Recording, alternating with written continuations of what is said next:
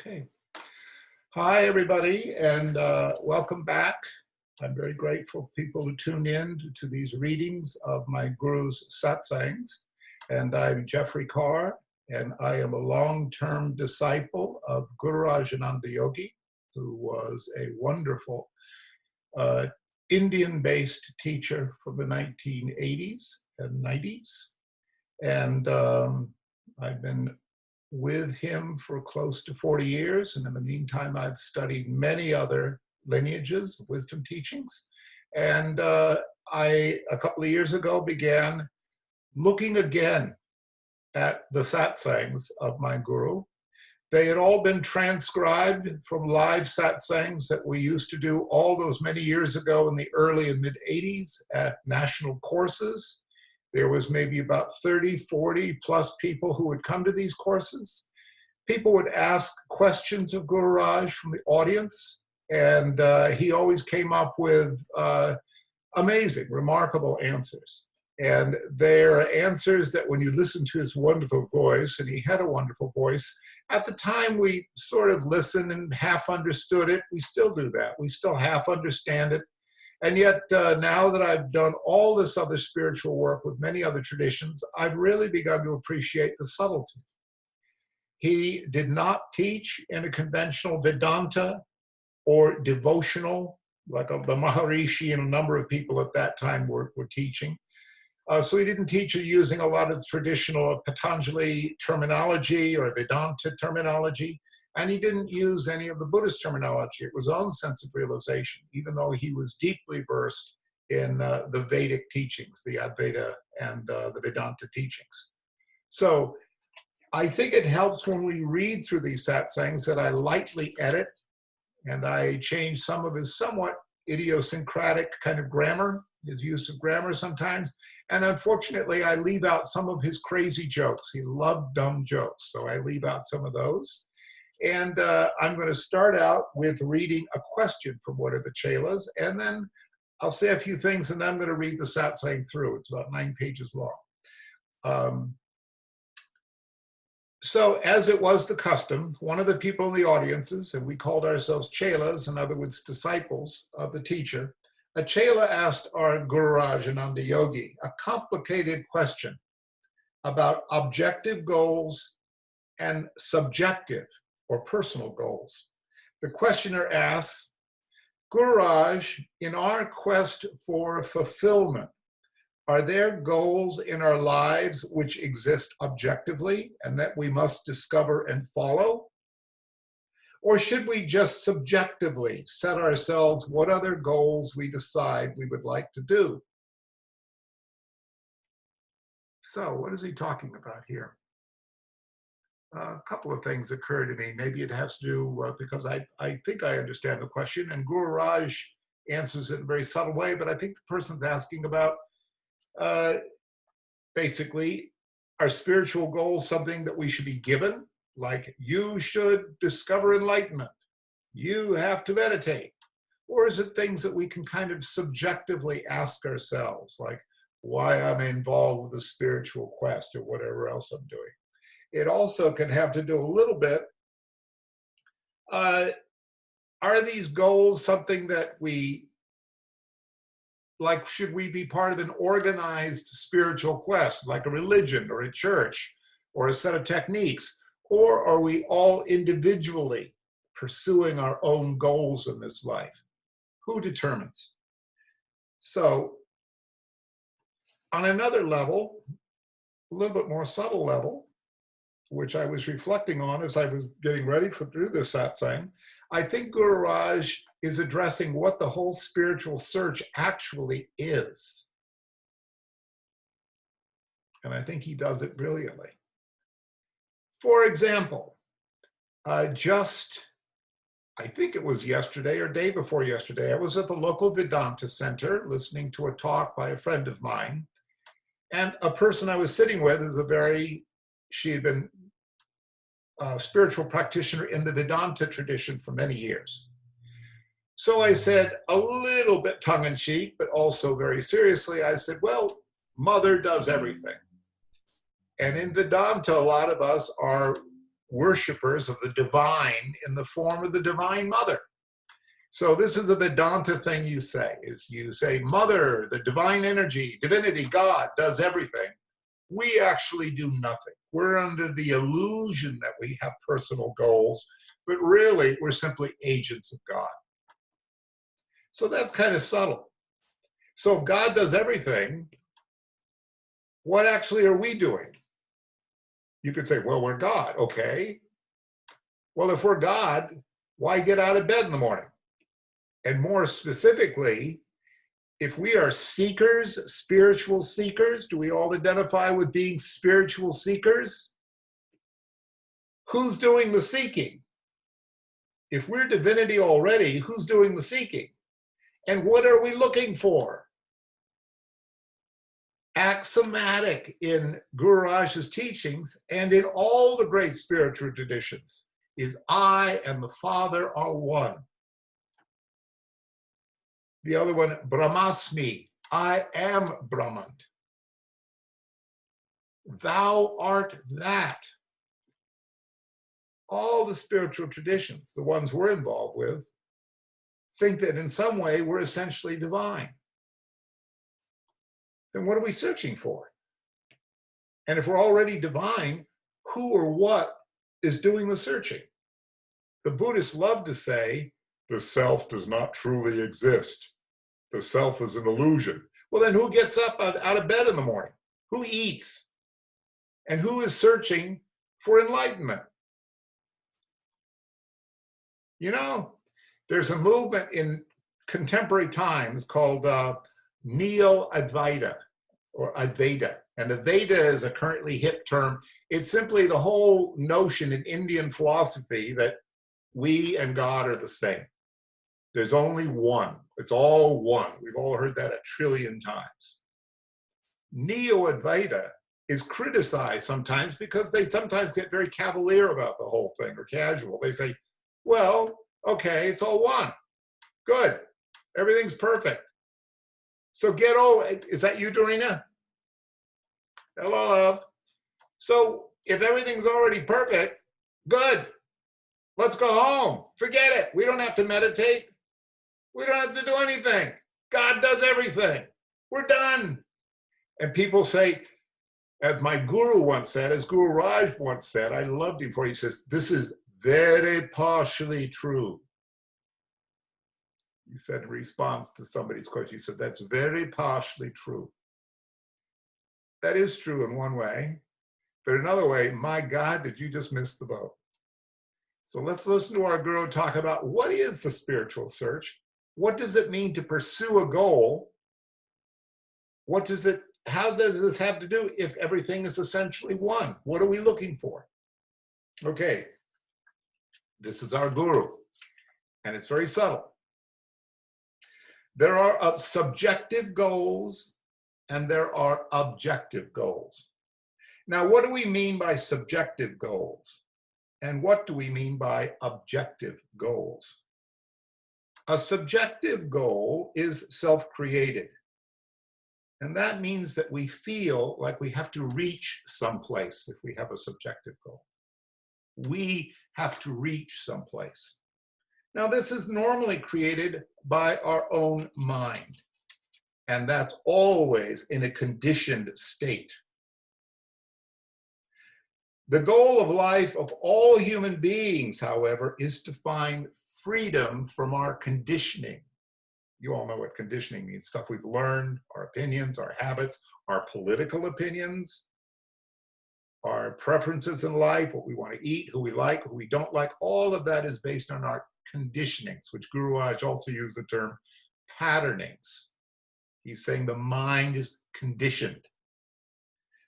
But what he's saying, the goal of life of all human beings, this is the goal, is to find freedom from our conditioning.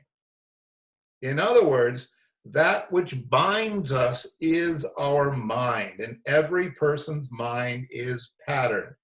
What we're trying to do is to unpattern the mind and to bring it to a primal purity. This is the subjective goal of all human beings. to reach that point from which we have all started. That is the purpose of life. Brilliant. Gururaj says, ultimately, the subjective goal that we are pursuing, that we've made out of, even out of our minds, it's always to unpattern the mind, to bring it to a primal purity. Okay, so as usually said, the whole thing in the first paragraph. Now he goes on. Through all of the incarnations that each person has taken upon him or herself in this process of evolution, many experiences get accumulated. They're karmas. Many experiences or karmas get accumulated. Many of these experiences have to be unexperienced.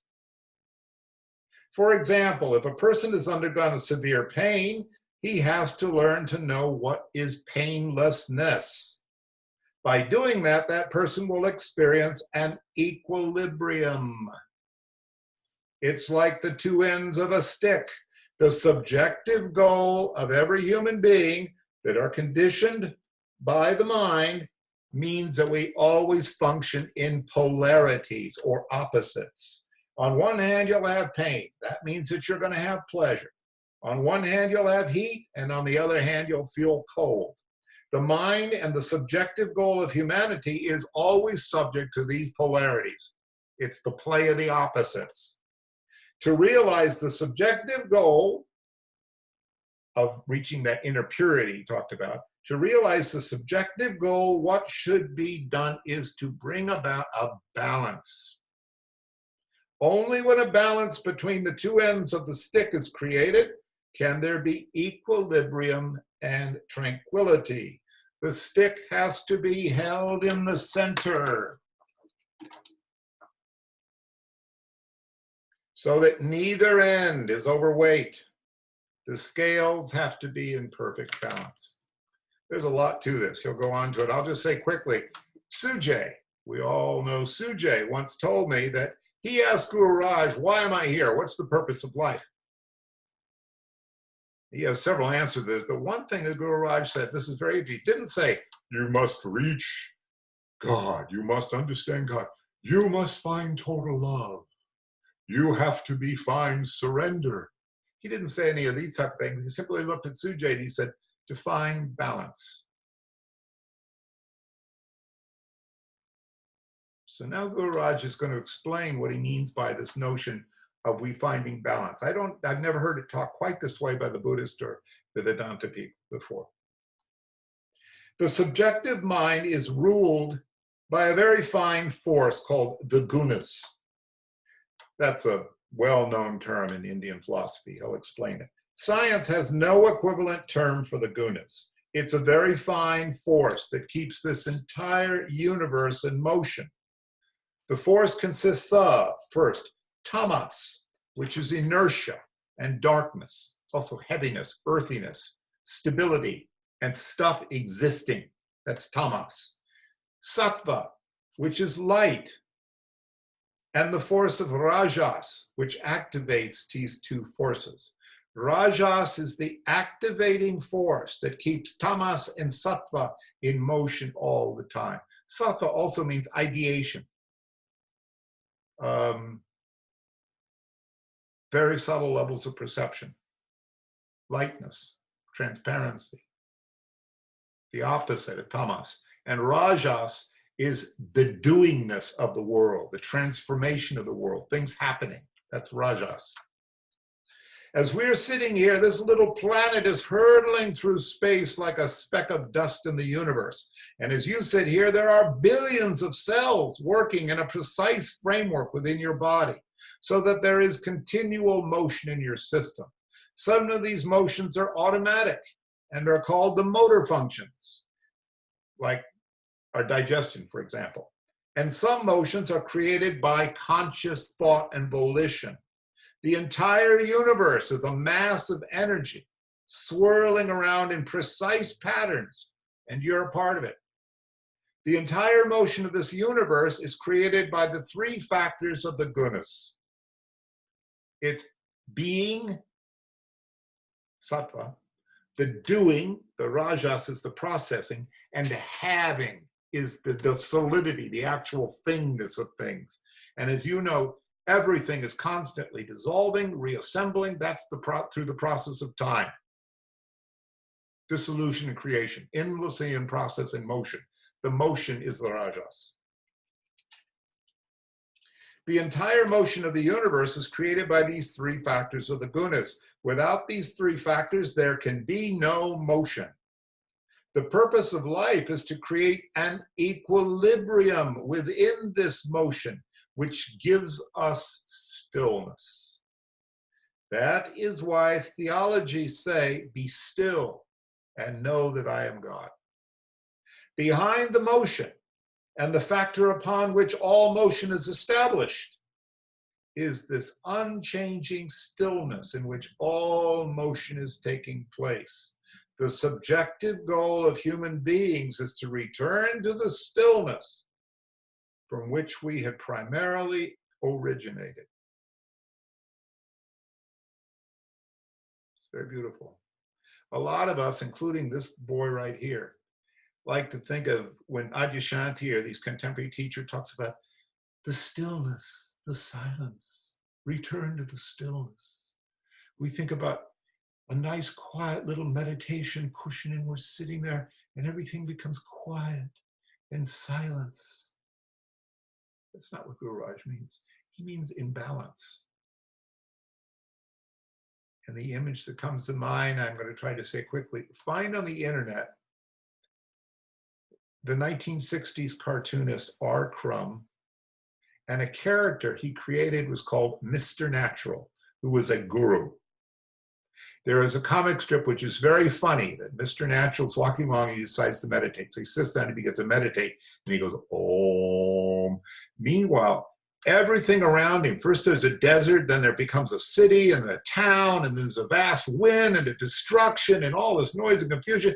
Finally, it returns back to the desert, very still. And then he sits up. That was a good session. And he stands up and walks away. That's what Gururaj is talking about, being in balance. In the midst of everything is constantly changing, including our thoughts. That's fine. They're going. Within that, find the stillness, the balance between all of the gunas. The objective goal of a human being is one that he thinks he can reach. Thinks it up. For example, he may set up as his object of the goal that which he wants to reach from here to New York City.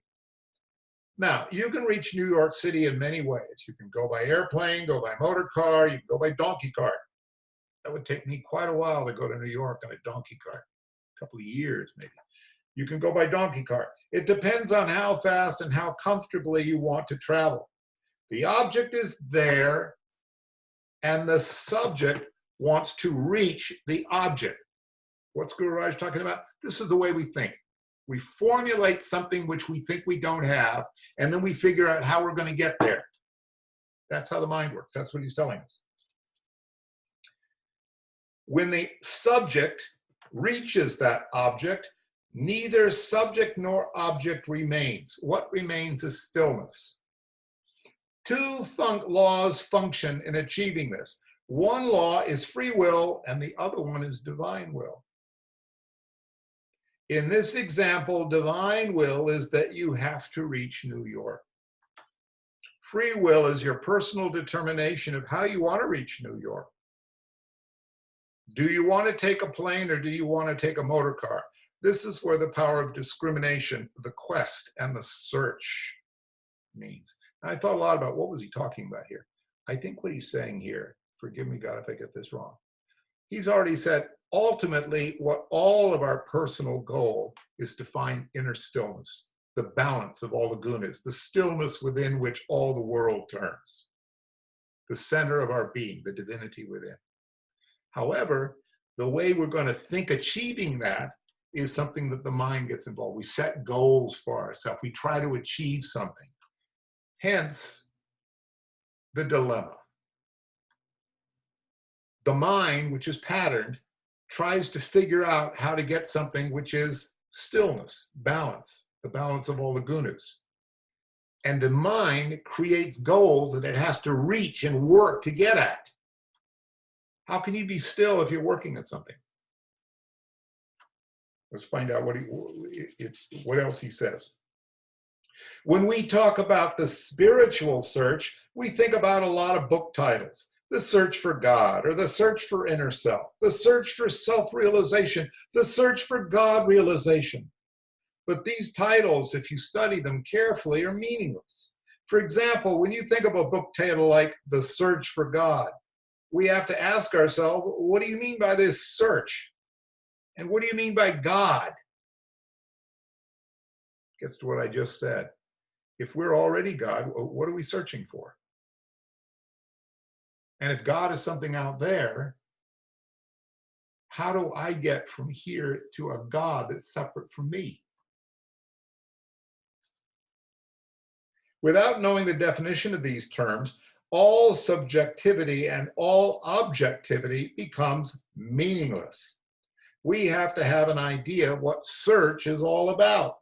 We have to know why we're searching and what's the end of the goal of the search in the search. In a search, you're always going to find yourself being influenced by the circumstances you're in. And there are two forces at work that are pushing you in your circumstances, in your search in life. What are the two forces? The first, you have to put yourself into motion. Then you have to continue in your patterns until this momentum comes to a standstill and is at an end. So what I think he's trying to imply here is that you can sit around and try to do nothing, but you're going to get nothing for nothing and very little for 5 cents. You have to start. You have to initiate a search. You have to start out with an intention. You have to want something out there.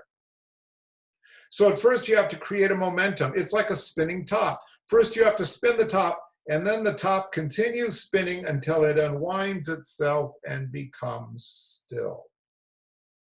Creating this initial momentum has to do with your free will, with your freedom of thought and your powers of discrimination. This allows you to choose the path that you'll follow in your search. You might ask if what then constitutes the search? And if so, why does that constitute a search? Now, within the laws of nature, every person is searching for happiness. Consciously or unconsciously, a person is always striving to find the peace that passeth all understanding. A person is born of this peace. He is born of stillness or balance. He is the manifestation of the stillness, which is the manifesto.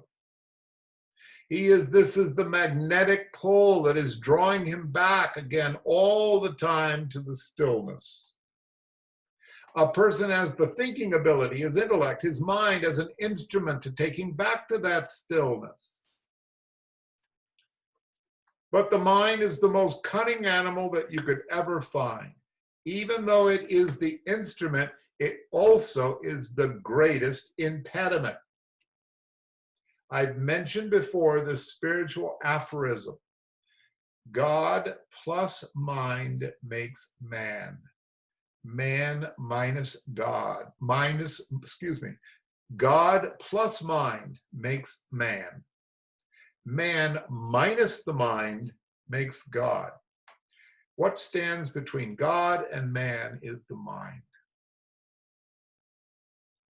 That's a lot. And that aphorism, which comes from Vivekananda, God plus mind makes man. Man minus mind makes God. What is the mind? Do you remember he said it's the conditioning, it's the patternings. He's also saying that's what we have. We start a search, we set the whole gunas into motion by setting out an intention, beginning a search. We do that search like a spinning top until slowly it becomes still.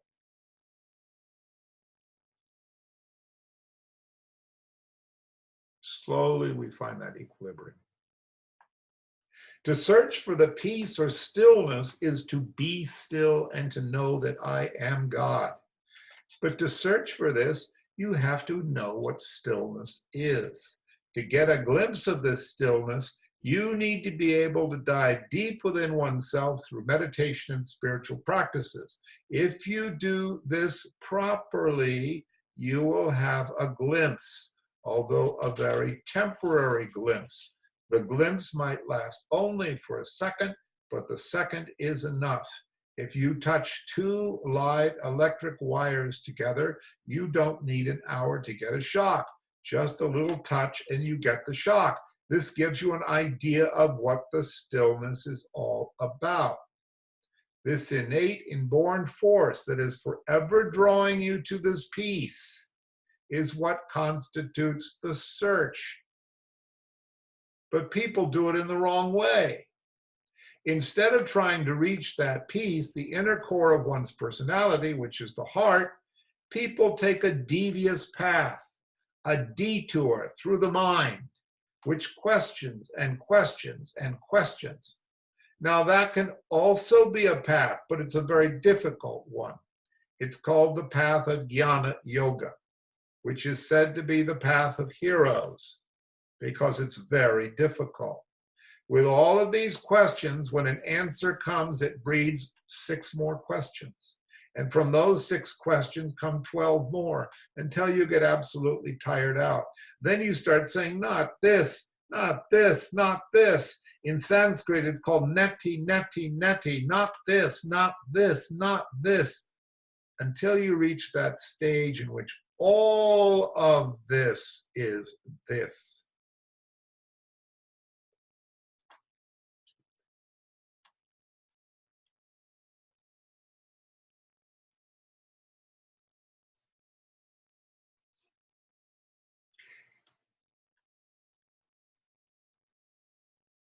He says, how do we even know what this inner balance, this inner stillness?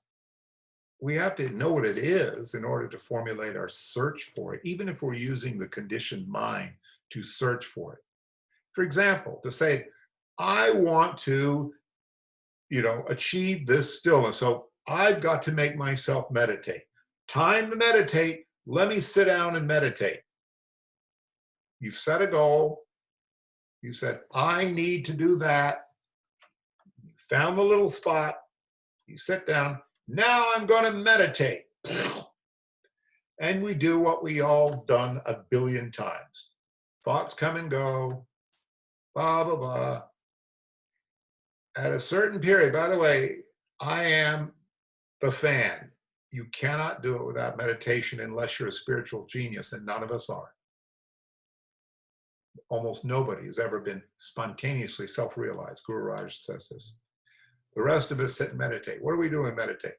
This and that, and this and that, and this and that, and this and that, and this and that, and this and that. And every once in a while we start saying, oh, something is watching the this and that, and this and that, and this and that. Oh, something is watching the this and that, and this and that.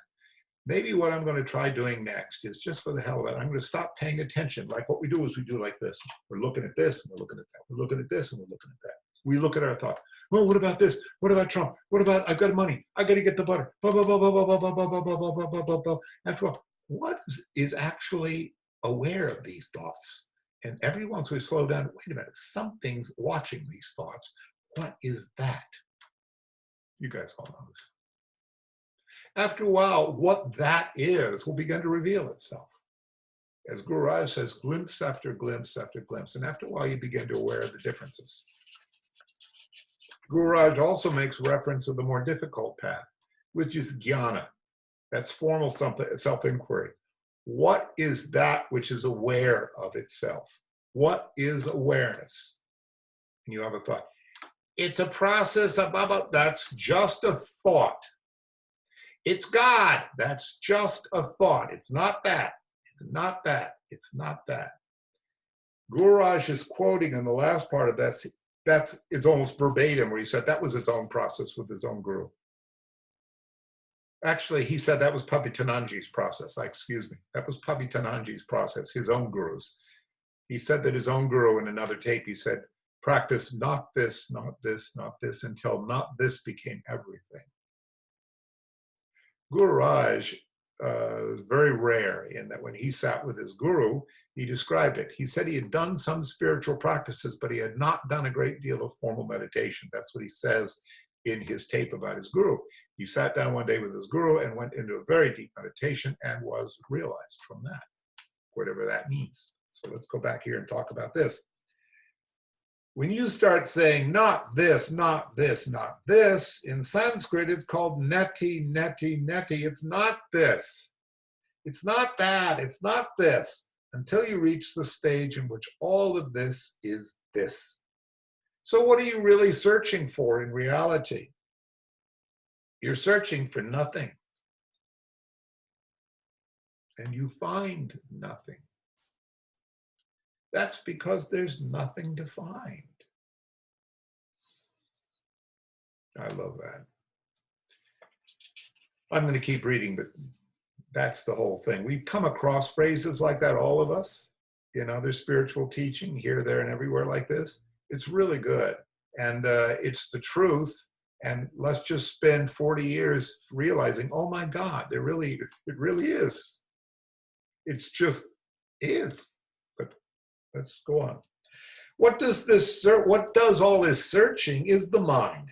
The mind has been searching, and in the end, like a top that's spun off its momentum, the mind becomes still. And when the mind becomes still, that which is to be known becomes known. So we have nowhere to go. There is no search required.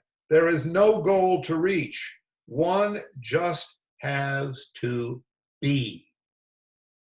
There lies the secret. And just to be has an eternal value, for being is forever eternal. Becoming is something very different altogether. Man tries to become, and that's where all his trouble starts. It's simpler just to be.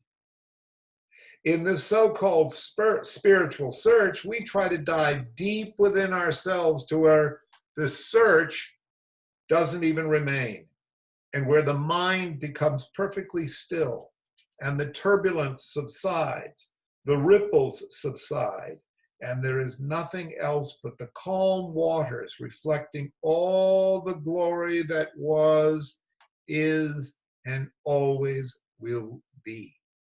This means that we bluff ourselves into thinking that we're searching. Even if we search without knowing what the goal is about. We've only heard of that word called peace. We've only heard of a word called God. We've only heard of that word called divinity. But who is it that has heard that? The mind has heard. The mind analyzes, but has the heart, the inner core of our personalities, what do you call the heart? Has the heart heard it? Or has the heart felt it? That's the question. There must be an experience. There must be experience. I'm just going to read now because this is the deeper aspect of meditation. For you that are still struggling with your thoughts, stop struggling with them. Just figure out where is all that thought? What is all that thought going on? Don't worry about it. Stop. You've heard this. He's talking about the deeper aspects of meditation that normally come about after we've really wrestled with the stuff for a long time. There's a lovely little Indian saying that goes, where the moon can't reach, the poet can reach. This only makes sense if you imagine that there's this big rock and that the light of the moon can't reach behind the rock because of the shade. This should be interpreted to mean that the mind by itself has a limited capacity to understand. But the mind of the poet can go through infinite space because he doesn't travel only with the mind, he travels in the vehicle of the heart. The mind is only able to translate the feelings of the heart. So where the mind can't reach, the experience of the heart can reach. That was what we want, is experience. We want to experience here and now, in this lifetime, what this search is all about and what the goal is all about. Meanwhile, we're searching and searching and going around in circles. What are we searching for? We don't know. We feel like we're in a jungle. We're in a maze, and we're just going around and around. And we start studying all these philosophies, and we study Vedanta and the Upanishads and the Vedas and Zen Buddhism and the Mahayana and all these other yanas. But the real way is simply not defined. All is already found. Divinity is here and now. Everybody sitting here in this room is divine. A person must realize that. The moment a person realizes that he or she is divine, then all that supposed undivinity or undivineness disappears. This can only be achieved by experience. The emphasis, that last line, can only be achieved by an experience. I don't think I need to say more about that. I went to a spiritual retreat where I was there. I loved my teacher. I was sitting with a man named Scott McBride. Everybody in that room thought of themselves as spiritual seekers, and they were all working really hard trying to have an experience. And Gururaj says, what does Gururaj says? What are we searching for? We don't know. We feel like we're in a jungle. But the real way to find is simply not to find. By the way, I suddenly realized that's the real meaning of neti, neti, neti. You realize, what am I doing? Meditation, or says Gururaj, meditation or spiritual practice is not a search, for it has nothing to do with the mind. It has nothing to do with any kind of faith. It has nothing to do with any kind of belief. It's simply a matter of being still. And in that stillness, experiencing an indefinable thing which is. This can be achieved by everyone. It's our birthright. It's no use going around saying, I'm a sinner, I'm a sinner, I'm a sinner. Yes, the mind is a sinner, sinner, sinner. It's true.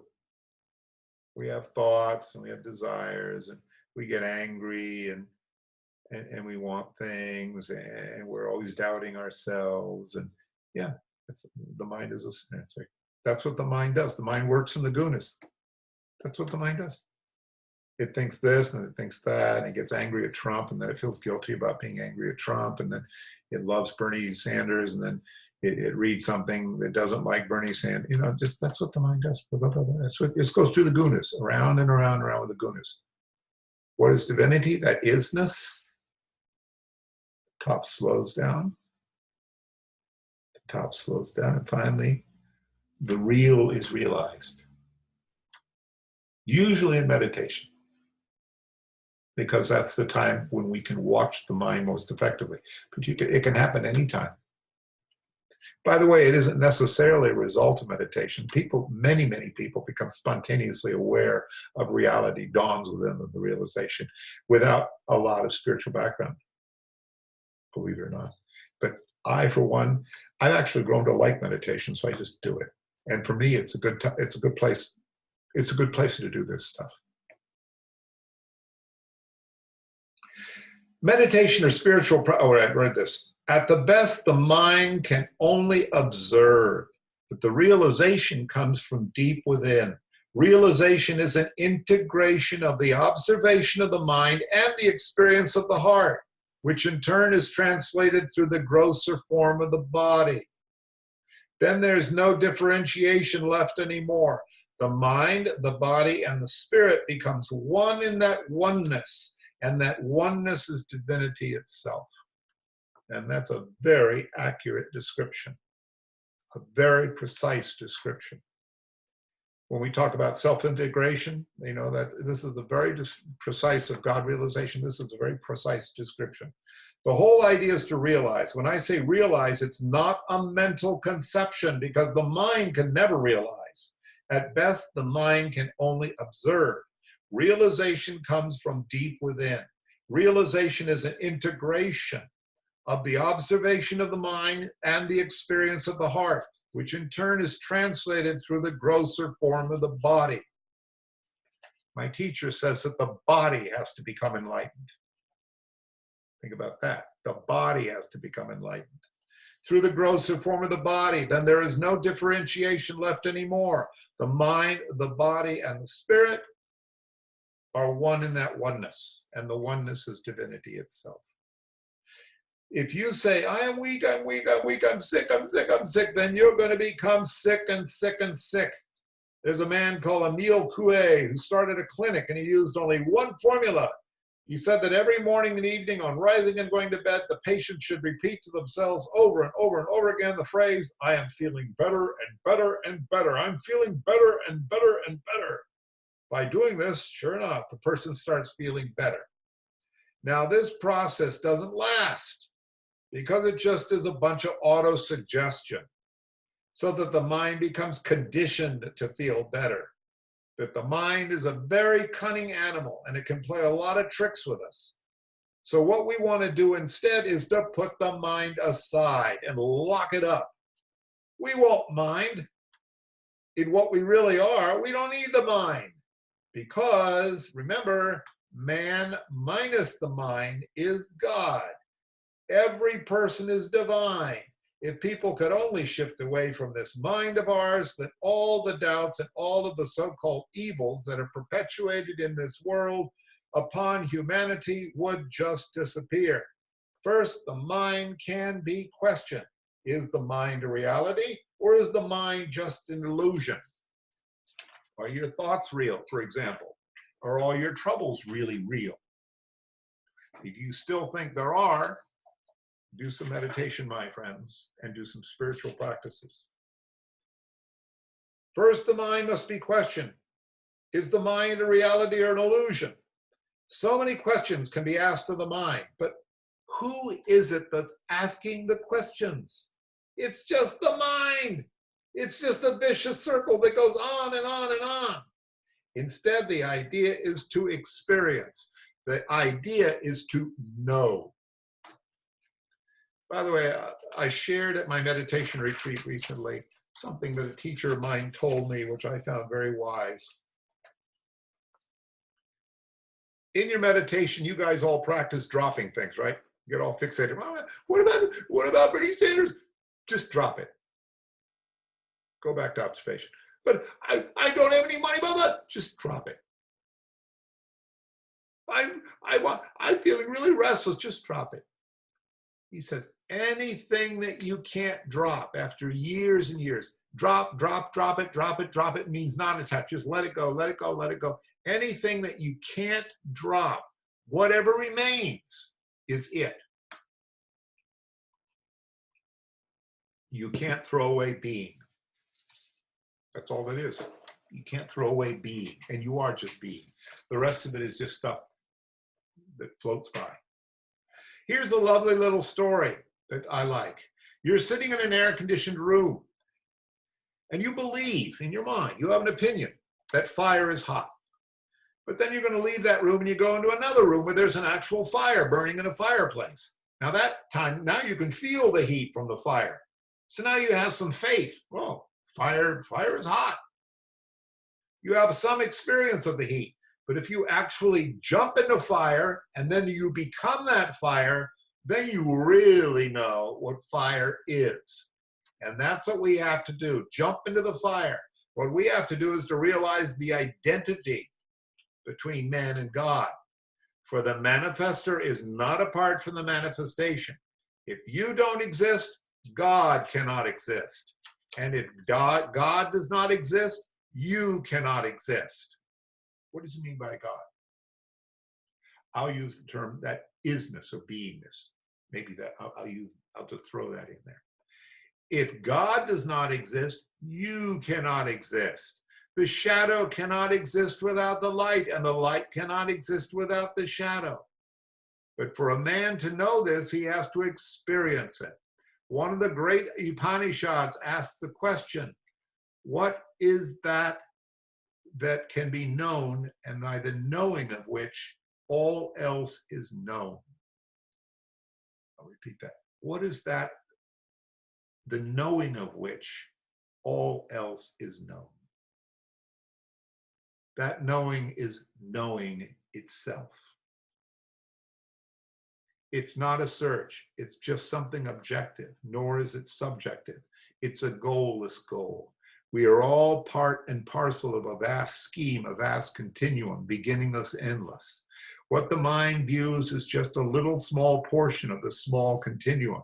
Simply by being able to see this little portion with the mind, we find that which is finite. And yet this finiteness is part of infinity. And you're the infinity.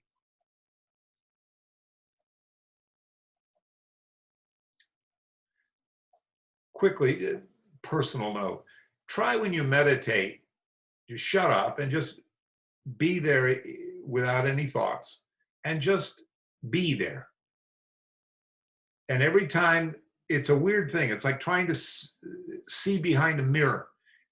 Whenever you have a thought or you have a sense impression or you feel light or heat or something and you're practicing being there, see if you just really notice the quality of just being there. Just being. Maybe you guys are already doing this, just being. And then you'll go off in a daydream or think about something, but then it's just being. It's very strange. There's no time to it, it's just being. You know the story of the lion clubs, says Gururaj. This is a story that you're going to find in the works of Vivekananda. The lioness died while giving birth to the cub, so the cub was brought up by sheep. And the cub started bleating all the time because it was brought up by the sheep. And one day a lion come past and saw this. What's this lion cub doing? He's bleating. So the lion took the cub to the water and says, now look at that reflection in the water. Now, isn't that very similar to mine? When the cub realized this, instead of bleating, he started roaring. He discovered that he is a lion and not a sheep. He's not weak, he's strong. Now, when a person starts realizing this and starts experiencing it, then all the ills in the world can be eradicated. Not necessarily that will all be so, but a great percentage of those who follow the path and come to know the truth of this will know and experience divinity. Then there will be no goal to reach, there's no search, there's no object, and there's no subject, for everything is one. Love, the lover, and the beloved all become one. The flower and the fragrance are one. How can you separate the fragrance from the flower? How can you separate the color from the flower? It's all one. Wouldn't it be nice to really see every being you meet, every situation you're in is nothing but God? That's what God realization is. No more troubles then, right? The manifester and the manifestation are not apart, they're one. That means the beingness and this cup are the same thing. It's not like there's being and then it makes up a cup. The cup is being. The cup is isness. The manifestation, the manifester and the manifestation are not apart, they're one. For the manifestation, being a manifestation of the manifester, can never be apart. They're part and parcel of each other. Manifestation is endless because the manifester is endless. Manifestation is eternal. Therefore, the manifester is eternal too. And when you realize this, you're fine. Now, how could there be two eternities? Matter and beingness. Eternity is only one. Once this realization comes, then this entire world of the mind that searches and seeks and tries to do this and that and the other, it just stops. The search just stops because the mind disappears. Your opinions, your beliefs, your problems disappear. All this is nothing but a dream. And there is reality existing and there is reality existing as you exist today. It's already here. All this can be achieved and realized even while still having a little body and a mind. You stand apart. The real self stands apart and watches the mind and watches the body, while knowing the mind and the body are only a manifestation of the real self. It's so simple. We don't have to reach God. God is expressing itself through us. This is what God looks like. This is the way to get rid of all the weaknesses in life. This is how all the troubled mind becomes less and less troubled. It's not by stirring up the mind that all the troubles in the mind can disappear. I've got friends in an email this morning. We had a discussion about Nundro, which is a big thing, Tibetan Buddhist, where you do 1,000 of this and 1 billion prostrations of that and all that. You do all this ritual chanting, you think about this and then, you sing like this, it's like, fine, it's not by stirring up the mind that the troubles of the mind can disappear. It's by putting the mind to one side, leave it alone, and going down to the core, the depths of one's real self. I think that's really a great skill in meditation, is to really forget it, just lock the mind away. It's a trick in life. The mind is still going to yak. It's not you anyway, so why pay it any attention? If there are a lot of monkeys jumping around in a tree, and if you want to quiet down those monkeys, it's not going to help you to shake the tree. They're just going to jump around more. But if you just leave them alone, they'll slowly settle down. That's just how the mind operates. It's because of this that the psychologist and the psychiatrist make a living. The quest for peace is what people think they're doing. They're searching and searching and searching, but there's nothing to search for. For example, there's a story of the musk deer. There was this little deer that found an overwhelmingly beautiful fragrance of a lovely perfume. And it ran here and there and everywhere through the forest to find the fragrance. It ran south and north and east and west, trying to find the source of its perfume. And at last, when it was worn out and tired, it just lay down. The mind just... And then it found that the perfume was in its own navel. That's why they call it a musk deer. That's where the musk comes. It comes from an own navel. We're it. That's what humankind is doing. Everybody's running here, there, and everywhere, searching, searching, and searching. This doesn't mean that we should stop searching, however. I'm using the word search now in a very different sense. Otherwise, human beings would just become very lazy. They would say, oh, it's all karma, or this happens, so why should I worry? And I'm going to tell you a personal story about this family I met. They had a whole string of about 12 children, and it was a very poor family. They could hardly afford a meal a day for each, and yet they had all these children. And I said to the parents, you really shouldn't be bringing all these children into the world if you can't provide for them at all, or even give them an education and all the other things they need. And the man says to me, what can I do? God gives. God gives. So I said to him, oh, God gives? Well, did you try sleeping in separate bedrooms? Now, so many people put a reliance on this karma, and that this happens and that happens, because it's all karma bringing this about. And that karma determines the subjective and the objective goals of life. In other words, God does everything. Well, there's some truth of it as far as the mind is concerned. But the easier path is just to go beyond the mind. The mind can lead a person just so far and no further, because the mind will always find a difference between the subject and the object. I'm sitting here and you're sitting there. The mind will always find a duality. But when it comes to the heart, that duality disappears and oneness comes about. And when the oneness comes, then one realizes the oneness, then there is no search, for the oneness is already there. So we are searching for something that is already there. Now, how foolish is that? But it must be realized, it must be realized and realized in such a way that it brings greater sanity to our living. You all have that experience on a course or when you're in an exalted state of mind, when you suddenly realize, that you can't have any difference of opinion with this person opposite you. You're both equally coming from some beautiful place. It's all God. How could there be anything wrong? It's all God. You've all had experiences like that. Be nice to be like that all the time. When we talk, it doesn't mean you're going to step in front of a bus. It means, you pay common sense, but God is in the bus too. God can take you out of this dream anytime it wants to. You play along with a dream, but it's a dream.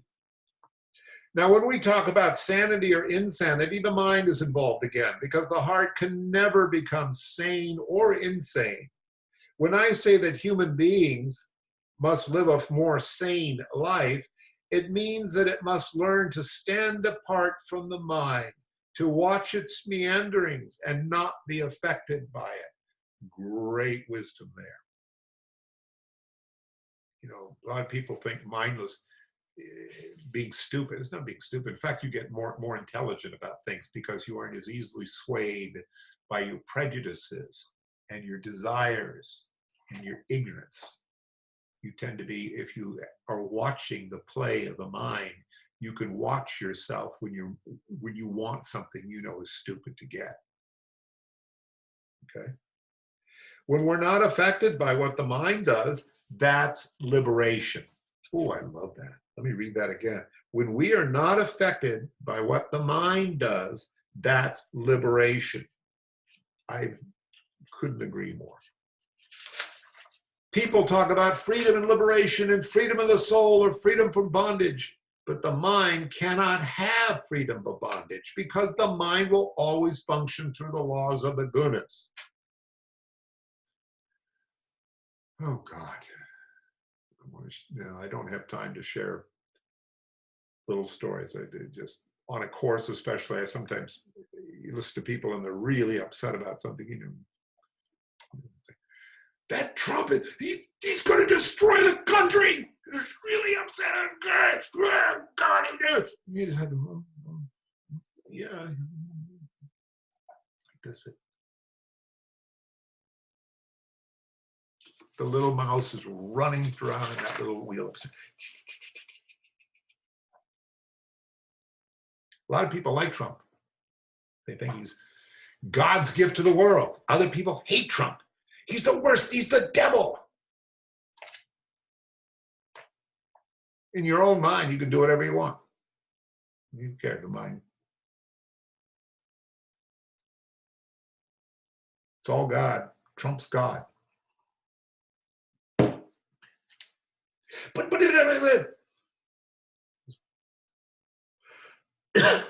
the mind can't have freedom from bondage because the mind's always going to function to the law of the gunas. The mind can never be free from those gunas. You have to step aside and just watch it functioning and not be affected by it. And when one can watch it functioning and not be affected by it, then all the positive qualities that will automatically be acquired by the mind. Because mud is not being stirred up by the mind anymore. The mind doesn't become agitated. It becomes more passive. A classical phrase from the Vedantic literature, from the Vedas, is you become like a log. You don't react. And when you do react, you don't react to your reaction.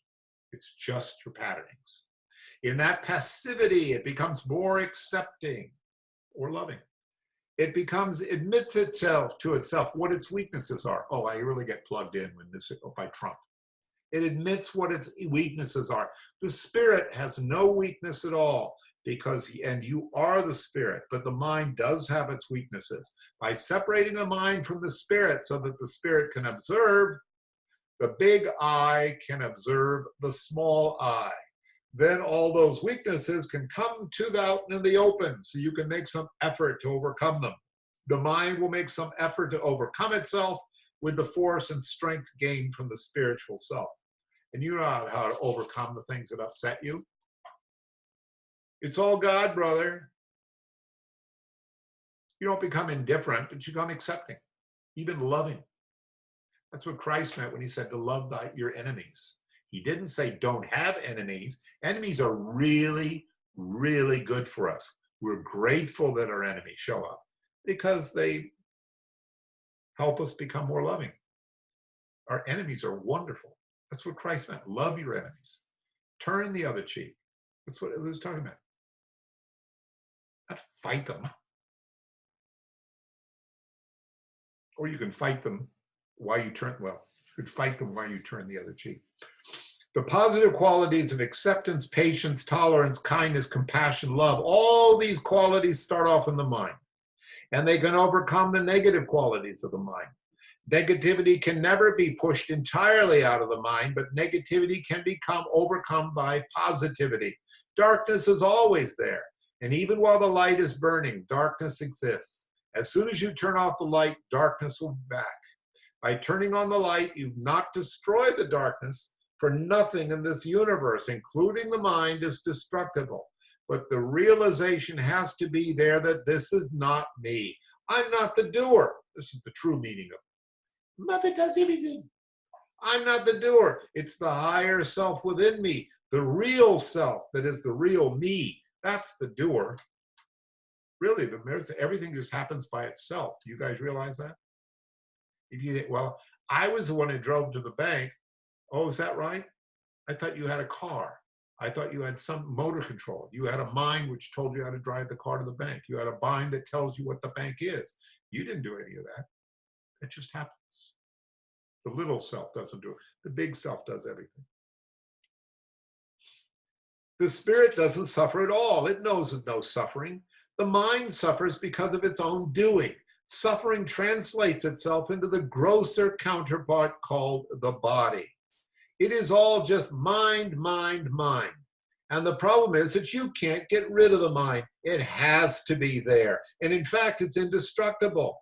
That's what the Buddhists mean when they say there'll be a way from the wheel of karma. Then you can say, stop this bus of karma, I want to get off. That's how it works. So we don't try to destroy the mind. We accept the mind and we allow it to work. That includes, by the way, so you don't misunderstand me, if you see something that needs to be stopped or destroyed, destroy it. But you do it dispassionately. You're not destroying it anyway. It does, the big self does everything. So when through meditational practices, the faults and weaknesses of the mind come to the fore, we encourage the mind to do something about it.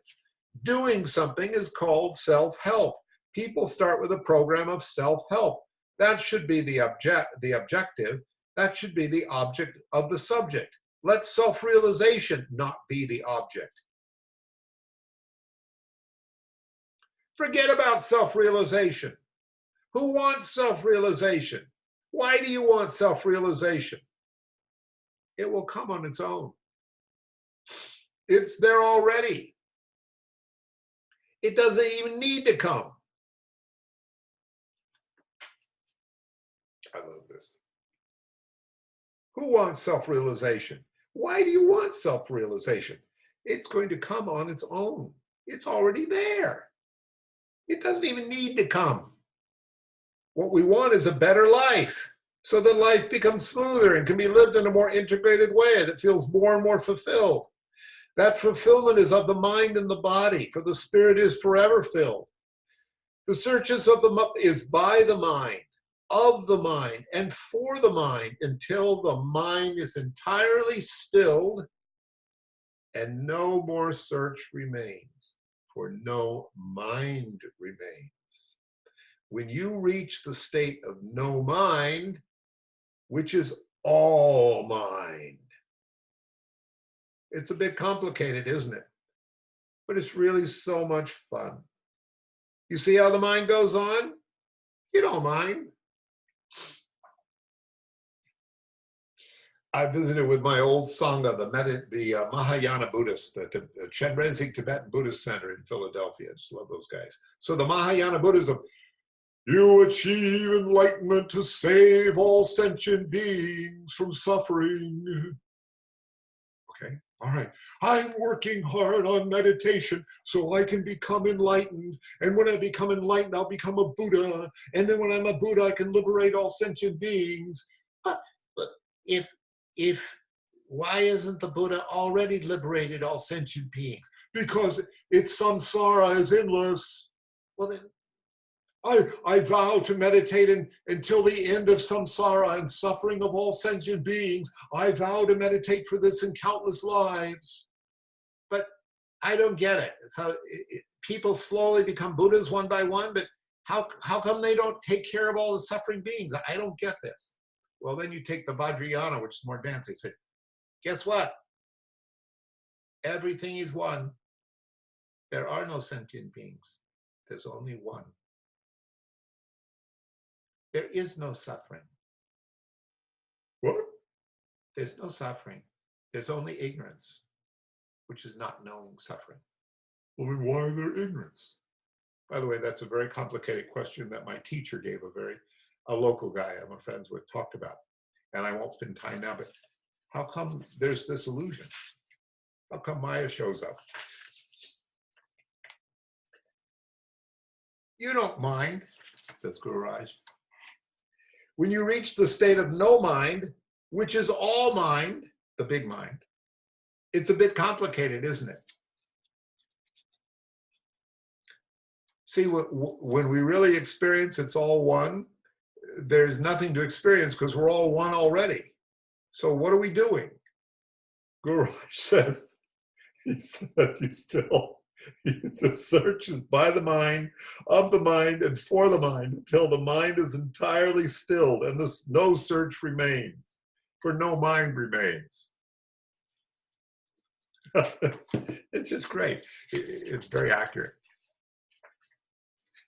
This is what we're seeking. It's like when a man goes to work, he knows that he's going to go get his salary at the end of the month, so he doesn't work every day with a thought in his mind, oh, my salary's on the 31st. The salary's on the 31st. The salary's on the 31st. He doesn't have that thought all the time. He only starts getting that thought towards the end of the month when he starts getting a little broke. Otherwise, he just does his work and he keeps on working. And when he just keeps on working and doing his duties, then automatically at the end of the month, that salary check is there. In the same way, we just keep on working on ourselves. Insofar as our spiritual self is concerned, working means just doing our spiritual practices regularly and embarking on a program of self-help. Spiritual practices bring to the fore all of your weaknesses, and then we're going to make some effort to correct those weaknesses. And by doing spiritual practices and some self-effort, we draw to ourselves the quality called the law of grace. And the law of grace, or Guru Shakti as we call it, always means that if you take one step towards divinity, it will take 10 steps towards you. So you can see how much we're helped. That's what we must do. And then life will become smoother and smoother and more joyful. Self-realization will take care of itself.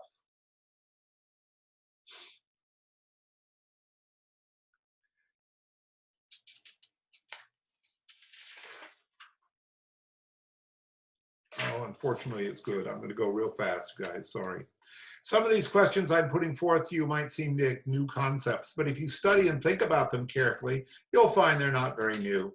They're teachings that are very, very ancient and forever new all the time, but they're being presented in a way which is required for this day and age.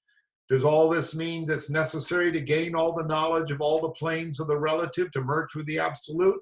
The answer is no. You do not need to gain all the knowledge of all the planes of the relative.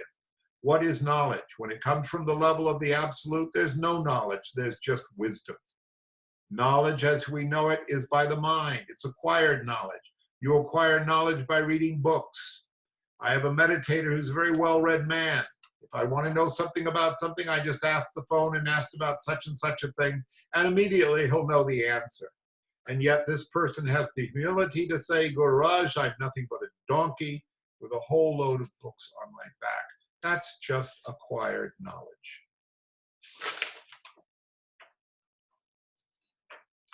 One does not necessarily need to progress in a linear fashion to reach the stage of knowingness, because knowingness already exists. It is isness. It's not a becoming. The mind is what wants to become. And it's the mind which finds the process of becoming to be ultimately futile. It is futile for those who can reach directly the arena of beingness. But it's not futile for the man who has the temperament of wanting to know all the various planes of existences. It goes on.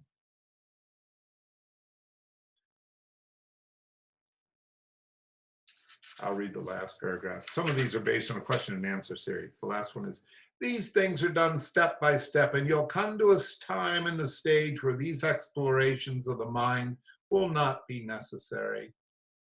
You'll just sit there and I'll sit there and we'll just look at each other and we'll move away, we'll swim away into a realm of total bliss. That's what I've come here to share with you. Not wisdom so much, and not knowledge, but that force of bliss which I'm enjoying. It would be so selfish if I didn't share with you. And life, after all, is sharing. And even that's the wrong word. You can't really share anything because there's only oneness existing. When there's only one existing, who is sharing with whom? And yet the flower must give off its fragrance in one way or the other. That's how it works. It's so simple. There's more to it, but I think we've done enough. This is beautiful when we talk. So there's knowing, there's knowledge, and there's knowingness, right? We all know this. There's knowingness. And I love at the end where nothing else needs to be said and nothing needs to be done. Nothing needs to be done. But in the meantime, there's a whole lot of doing going on. And we don't get there from here. And as we all know, we do all of this to find out we're not going anywhere. You know that, right? We've all heard that. Nevertheless, it's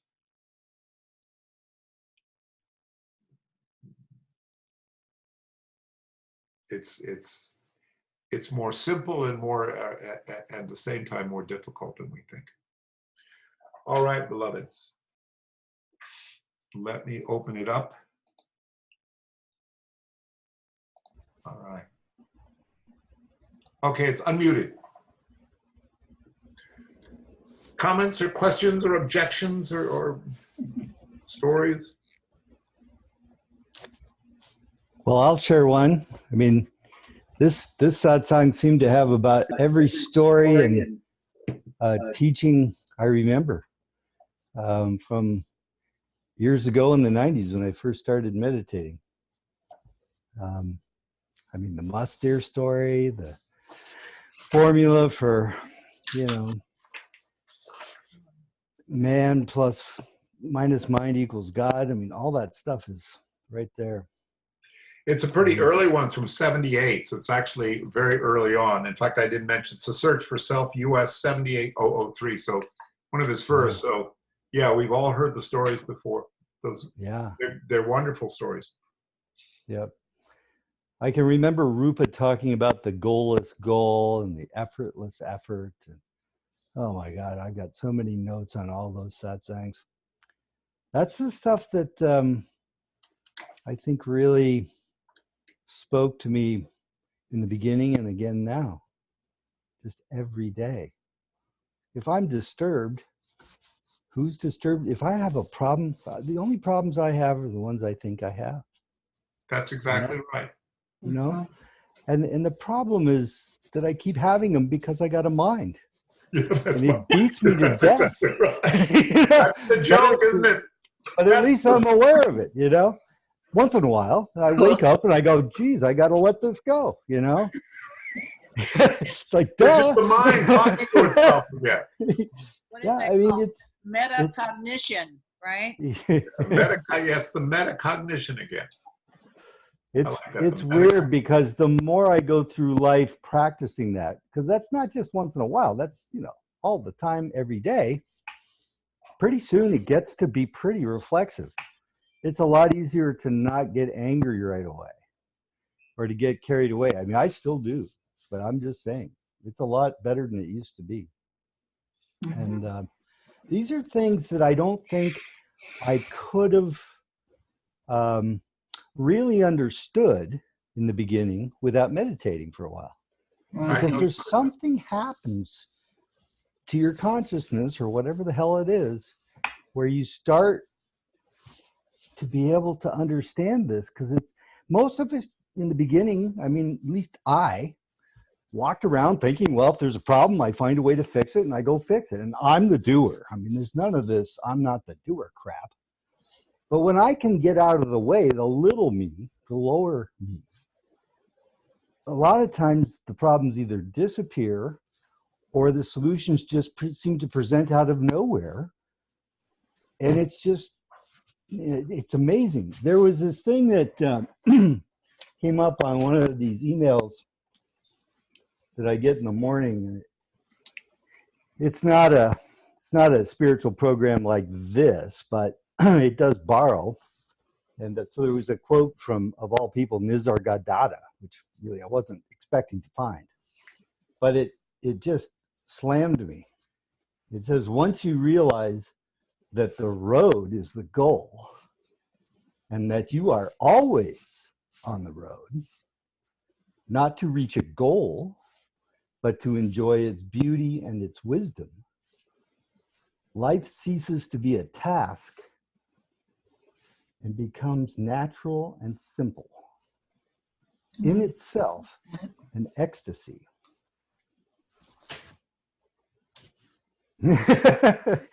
You know, Amen.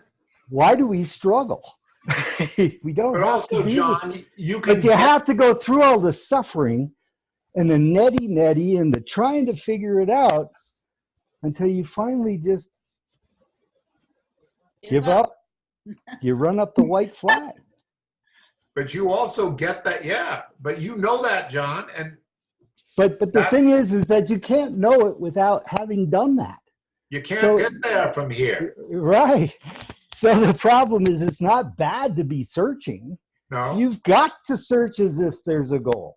that's And the you've joke. got to pursue it with everything and Yeah. read every damn book and Right. all that stuff, because if you don't, until it gets to the point where you don't need that anymore, or as much of it, I still enjoy it. But, you know, I've sat up till 1 or 2 in the morning talking with some of my spiritual mates, and, you know, some of the more senior guys, we'd sit up, and after a while, after a number of years, you know, one old guy said to me, he said, you know, it's great staying up late and talking about God and how all this works in our lives, but after a while, you realize that it's mostly just entertainment. But God's a lot of fun, don't you think? Yeah, I love staying up till 2 in the morning talking about God. I find it entertaining myself. I like it. It is. But you know, the truth of it is, I don't mean to diminish it. It's just that it's happening anyway. You know, it's like it just is. So it's like. But you're having a better time. Oh, yeah. Always having a better time. It's the big play in life, and you're the actor. That's Yeah. all. Exactly. Established in being, take action. And, you know, you're going to be taking action anyway if you're not, quote unquote, established in being. So you get to see what that does to you, too. It's really, you know, you can't really step out of it. So you just roll with it. And it's, I don't know, life is far nicer to me now than it was, it seems, but every single thing that happened had to happen. So, and it's still that way. And I'm sorry I missed last time, and I'll shut up. I had to give a talk, and I couldn't get out of it, and it just happened. So, but I will be here in the future, hopefully. Thank you again.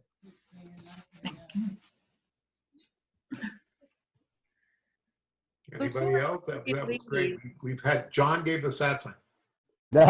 Before everybody leaves, because I have to get off, but can I just mention something quickly that's not on this topic, but it is, because we're all a sangha. So there's a retreat, the New York retreat, AMS New York retreat is coming up March 13th through the 15th.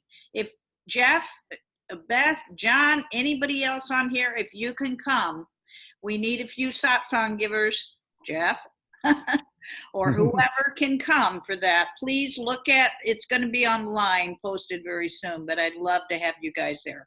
Dorina, I can't make that one. I've been doing too many retreats, but I would be very happy if you wanted to try to figure out a way to do it online. I know that's very tough, but if you want to do it, I would love it. But Well, we'll see if we have that media ability. Well, if that's, it's better live, of course, but if that's the way if we need an extra satsang giver, yeah, that's an option.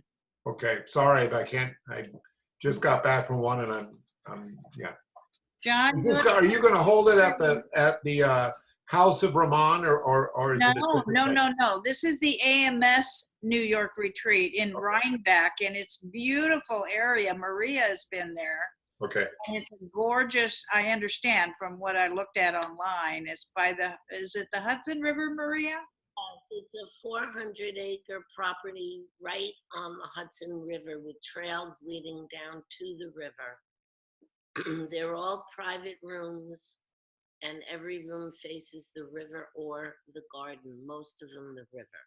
So it's a beautiful place, and it's not really expensive. It's right up in the Mega Country, that's beautiful. It's about an hour north of here. So It's just for the weekend. So John and Beth, if you guys can see yourself being there, it'd be awesome to have you there.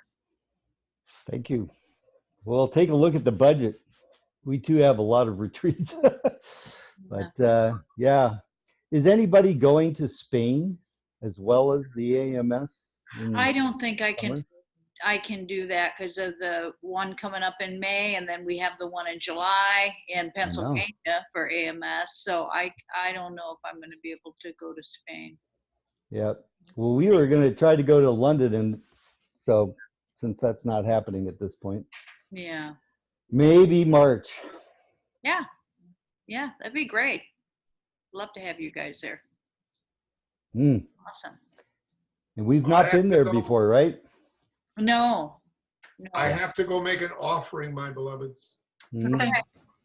Bye, everybody. Great to have Sangha. Thank you, Jeff. Of course. Thanks for showing Thank up. you, Jeff. Thanks, everybody, for being here. All right. Thank you. Please come next month. Okay. Oh, yeah. Do my best. Okay, loves. Bye-bye. Thank you. Bye. Bye-bye. Right.